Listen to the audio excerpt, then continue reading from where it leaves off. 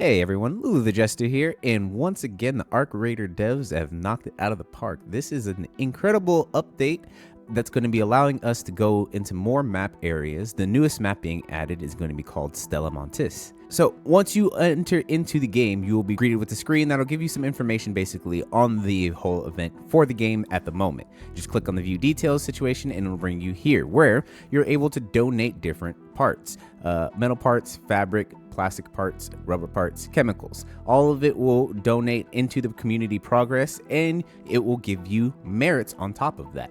These merit points aren't something that can be used just yet, but they'll probably be in effect on phase 2 of the update. Either way, once all of the community progress has reached up to 100%, the devs have said that they're going to unlock phase 2 for us, which will actually allow us to play the Stella Montis map. Currently, you finish out at 225 donations that will give you all of the merits possible, but you can continue the community progress by continuing to donate into the pool as it says on the website. Now, speaking of the website, if you go onto it, you can read it here. It says, beneath Speranza is a sprawling network of tunnels, and it seems some have been sealed off with great effort. However, with ingenuity and elbow grease, nothing stays hidden forever. Will you join Speranza's effort to rebuild the tunnels and connect what has been lost? So basically what this reminds me a lot of is the events in Helldivers, where you basically had to protect a planet. Instead of this, you're more focused on unlocking an area, but it goes on further to talk about what the event will be like and how everything will work out. Today, basically, the community unlock event Breaking New Ground started. In this event, players are tasked to contribute resources to the tunnel project, which you saw already. You basically have to donate the different types of materials, metal parts, fabric, chemicals, rubber parts, blah blah blah. But the part I did want to focus on is here, where it says your efforts will not go unrewarded. Donations in the Breaking New Ground event will earn merits, new event currency, like I said, I was talking about earlier, that will fuel the next phase of progression. While there is a cap on how many merits can be earned for material donation, additional contributions will aid Speranza in reaching Stella Montis more quickly. That's what I meant by even if you reach all the merits and you hit those 220 something donations, you should still keep giving materials, because the more materials that you give, faster that we're going to be able to unlock the new map. And on the website, you can also read a bit more about the new map unlock, which is going to be, I don't know if you guys remember some of the promotional art during the trailer that showed some of these look like turbine rocket, different like sections of rockets and things like that were being built together. But it says here, carved deep into the Northern Mountains, Stella Montis tempts raiders to explore an abandoned facility that remains relatively well preserved compared to the wreckage of the lower Rust Belt. This makes it sound like it's going to be definitely like a lot more pristine. You're maybe going to have like a lot higher loot areas, because it should technically be more, safeguarded and not accessible. Cold and sterile, these ruins hint at what humanity left behind in its push towards the stars. Once again, hinting at all of the stuff about rocket ships and, space travel and all that kind of stuff. Along that, we have some new enemies and all that kind of stuff, because this is actually like a full patch update. So we have 2 new enemies, the Matriarch and the Shredder. I haven't seen them in the game yet, so I am looking forward to see what they look like. A new legendary weapon is being added, 3 new mines, 2 new grenades, and then obviously the new Stella Montis quest. And then they also give us a little bit of a preview for the looking ahead part, where basically they're saying that Northern Line is just beginning. The next update, Cold Snap, arrives this December, which introduces the Flickering Flames event, a new snowfall map condition, which is maybe what caused the snowiness that we saw once again in that some of those trailer shots before. The weighted expedition project raider set, so people can do their wipes and everything. There's a lot more that the game has in store even past this, and we're already in November. December's right around the corner. So aside from that, there's a couple other patch highlights. They finally fixed the desync issue, which is the biggest thing ever, I think, in the game. Honestly, personally, this is probably going to be the thing that I'm most happy about, because for those who don't know, the desync issue is why you were being hit behind cover, even though you clearly were away from an enemy, or the enemy clearly missed.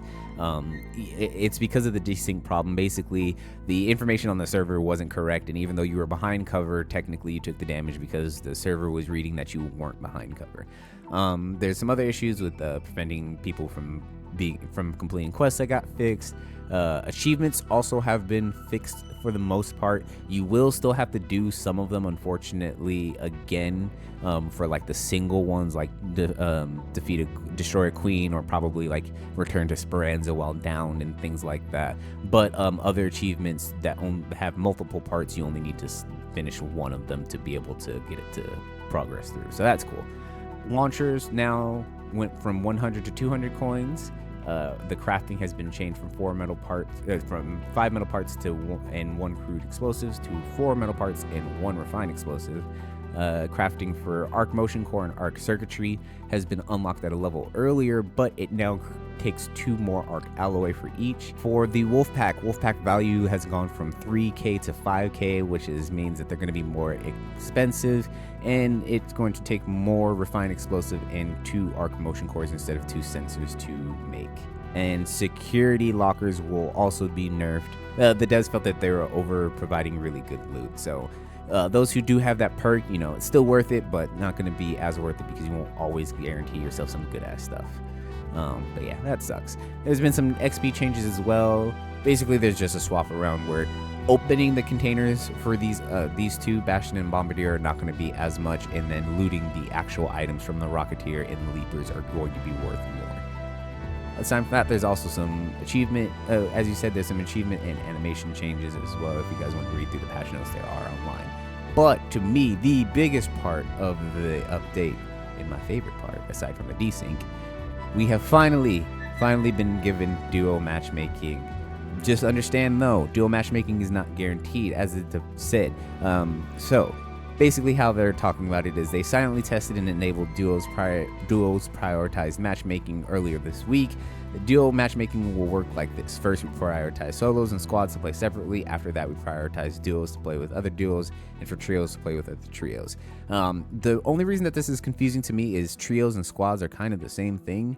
So like, is there a difference with that? But I'm assuming basically if you play by yourself, you will be prioritized to play with other people by themselves. If you play in a squad, you will play with other people in a squad. So even if you play with 2 people and you do squad fill and you add a third person, most likely it'll try to prioritize you matching with 2 other people who find 1 extra random. They're still trying to keep it like that, I would assume, but now we actually have duos and trios separate. So you won't guarantee yourself if you run into 2 other people that there won't be a third one, but there's a higher chance that those 2 people will just actually be 2 people, and I'm very happy about that. On top of the fact that Arc devs, Embark, give them a hand because they changed their store cosmetic prices.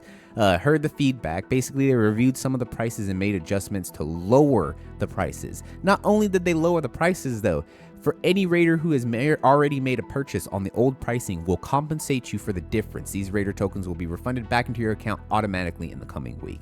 So, not many games would say, hey, we're lowering our prices and we're giving you your money back, but they're actually doing that. So once again, give them a hand. They also go in to talk about how the raider decks are going to be in the future, 1 free one like we have now and 1 paid one. They do confirm though there will be no pay to win items in the premium raider decks, and it will only be focused on cosmetics. I don't know what they mean by focus on convenience as well. I would assume maybe that's probably going to be stuff like other premium currencies, more gold currency like you do get in the free one. That's the only thing I could really think of. I don't understand what else convenience could be if it's not a gameplay related item. So other than that, it looks like a pretty good update to me. There's some very interesting things in the future. Duos is here in the game. Desync is for the most part hopefully fixed, and we have a really cool community event that everybody gets to participate in, and I hope that you all do. Other than that, I appreciate anybody and everybody for coming on through to the video. Please like and subscribe, comment down below, share with your friends, share with your mama, and as always, I'll catch you Raiders topside. I'm out.